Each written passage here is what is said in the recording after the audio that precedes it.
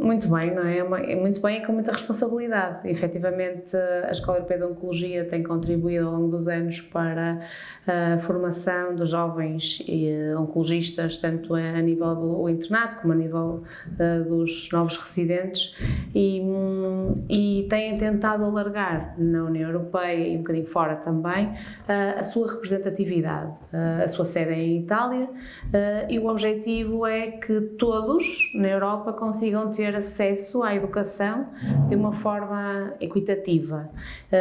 E mediante isso tentam eleger representantes em todos os países, promovendo também, e começaram muito pelos países de leste, que têm menos acesso normalmente a estas oportunidades formativas. Começaram um bocadinho por aí, portanto nesta fase, nestes primeiros 2 anos não havia representante ao nível de Portugal, Espanha, e depois foram alargando progressivamente e agora têm representantes em vários países, e também como cada vez mais a escola tem se dado a conhecer em Portugal, acharam que estava na altura de terem um representante para que pudesse ajudar tanto na divulgação da escola e das atividades, como também ajudar os próprios colegas aqui em Portugal a poderem candidatar-se a estas formações, que são normalmente muito competitivas, e poderem ter acesso a elas. Portanto, foi um prazer, como é óbvio. A escola, falando se calhar um bocadinho, voltando atrás, a Escola Europeia de Oncologia promove então a formação contínua ao nível da oncologia, começa logo por oferecer oportunidades formativas a estudantes de medicina que tenham interesse na área da oncologia, portanto eles têm alguns cursos, que são normalmente cursos de verão, cujos estudantes de medicina se podem candidatar e são cursos totalmente pagos, financiados por eles, para terem o primeiro contacto com a oncologia, e depois promove a formação ao longo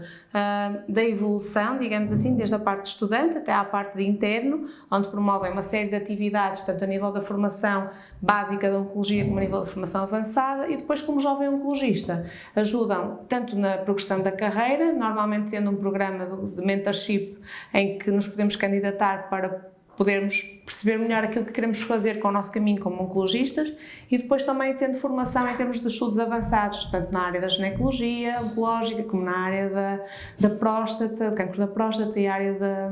dos tumores digestivos. O objetivo do representante ou do embaixador é dar a conhecer então estas atividades da Escola Europeia de Oncologia, claro que usando os seus meios, tanto a nível das redes sociais, como a nível dos próprios congressos e encontros de oncologia em Portugal. Portanto, o meu papel vai ser tentar divulgar os diferentes cursos pelas instituições que têm internos e oncologistas a trabalhar, levar também a escola e dar a conhecer nos congressos, ao mesmo tempo fazer a divulgação toda das suas atividades nas redes sociais, que hoje em dia têm um poder muito grande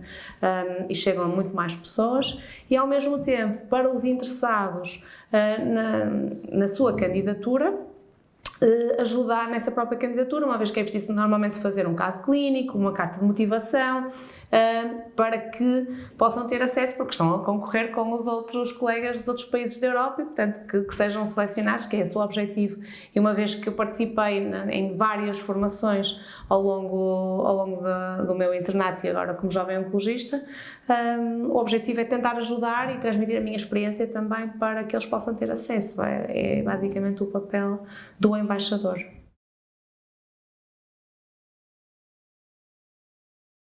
Pronto, neste momento vai ser realmente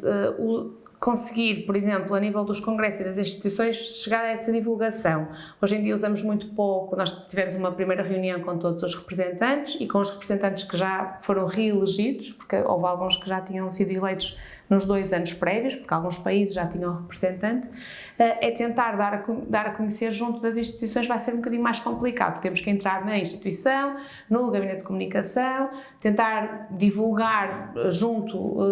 dos internos e jovens especialistas, e essa parte, porque há muitas instituições aqui em Portugal, e se bem que eu conheço a Zona Norte relativamente bem, depois há uma série de instituições que eu conheço menos bem e que será mais difícil fazer esse caminho de desbravar, de conseguir chegar à parte da comunicação e que dentro da instituição essa informação seja divulgada. Felizmente temos cada vez mais muitos grupos, tanto a nível das redes sociais como a nível mesmo da nossa própria sociedade, da Sociedade Portuguesa de Oncologia, que nos vai permitir interagir com outros colegas de outras instituições e se calhar essas pessoas também conseguirem ser a ponte, achar um elo de ligação para fazer essa divulgação mais próxima, não ser só ao nível das redes sociais. Outra questão também será ao nível dos congressos da oncologia, não é? Portanto, temos normalmente as perspectivas que já decorreram,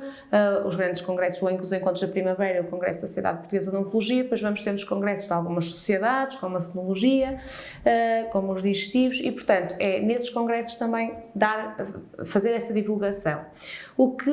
nós nos associamos também para fazer essa divulgação, eu associei-me também a uma associação à qual pertenço, que é a Associação de Investigação de Cuidados de Suporte em Oncologia, que é a AICSO.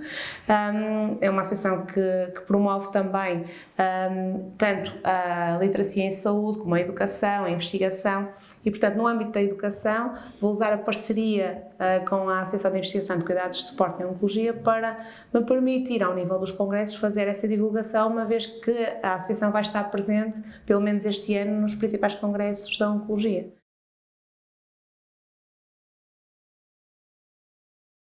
Esse é o principal desafio neste momento na oncologia, para qualquer interno e jovem especialista, é conseguirmos manter atualizados. Tal é o nível de informação nova que todos os dias sai. E, portanto, num jovem oncologista ou num interno, o interno tem que saber um bocadinho todas as áreas e uma das coisas que a Escola Europeia de Oncologia promove, além destes cursos que são presenciais que falei, promove muitas formações digitais de atualização. Então, imaginemos que há nos principais congressos, como a ASCO, a ESMA, etc., após os principais congressos, existem uma série de conferências pequenas ou pequenos webinars sobre os principais achados ou as principais novidades daquele congresso, para que tanto os internos como os jovens oncologistas consigam facilmente aceder à informação e às novidades. Isso é ótimo e essa permite que realmente haja este update contínuo. Estes cursos que a ESO promove são também,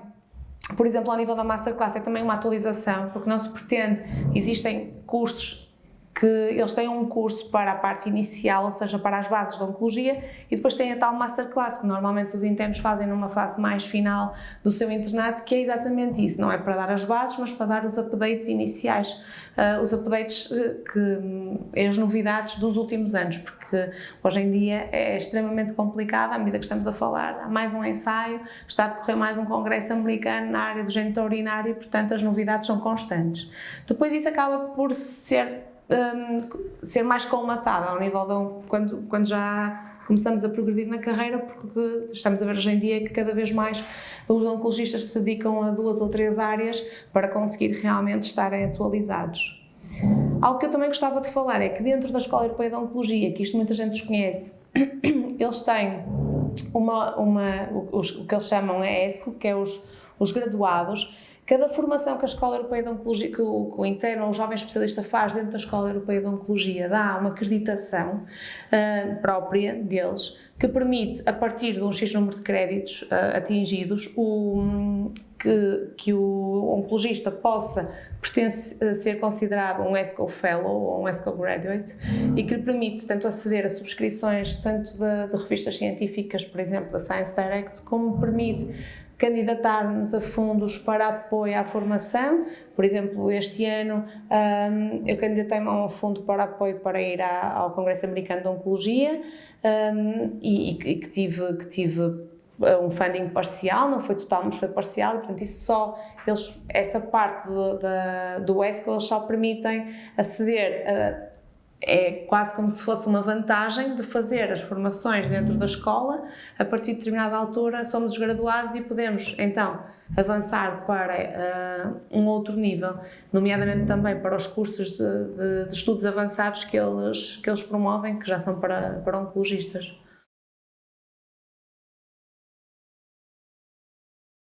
Sim, estamos. Isso é constante. Somos treinados para isso desde o início do internato. Vivemos na competitividade porque, felizmente ou infelizmente, o currículo na oncologia em termos do internato tem muitas métricas. É preciso publicar, é preciso fazer trabalhos de investigação, é preciso ir a cursos. Há números que têm que ser cumpridos. Em termos de cursos que têm que ser feitos, de formações que têm que ser frequentadas e, portanto, isto é competitivo, isto depois gera, infelizmente é mesmo assim, gera um currículo e que é comparado num final, perante um exame, para depois acederem à especialidade. E, portanto, nós somos treinados desde o início para isso. E, felizmente, o que se tem visto é que há muitos portugueses nestes cursos. Na ESO vamos tendo cada vez mais, na Escola Europeia de Oncologia, mas nas formações, por exemplo, da ESMO, normalmente os portugueses são o segundo ou o primeiro país representado, porque efetivamente nós temos também a necessidade, porque o currículo assim o exige em Portugal, de fazer essas formações e somos também muito interessados e vamos muito atrás. Portanto, sim, estamos preparados para a competitividade, sem dúvida.